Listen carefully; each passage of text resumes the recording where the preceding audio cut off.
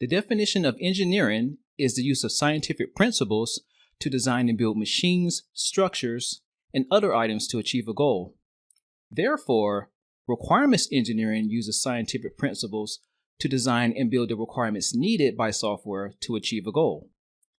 Requirements engineering is a set of tools, techniques, and best practices used in the various stages of the requirements process, like elicitation, documentation, negotiation, validation, and management. We will talk more about the requirements process in a later video. In Agile, requirements engineering techniques provide teams with tools to create epics and user stories with the right amount of detail and clarity to build features the right way for stakeholders.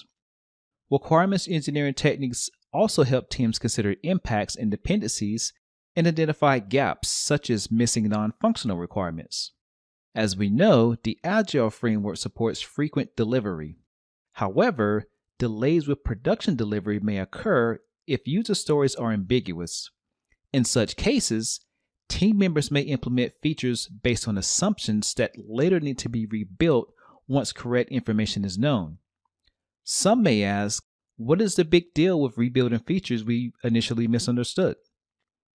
It is a big deal because the longer it takes to release features to production, the more businesses lose on getting new customers and retaining current customers.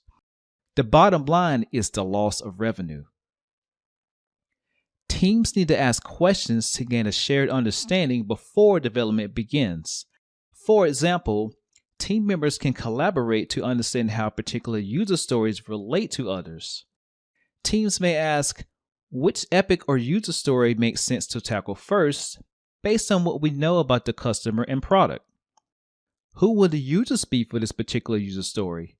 Or what types of testing would best reduce the risk factor for this feature? Requirements engineering techniques help drive these conversations.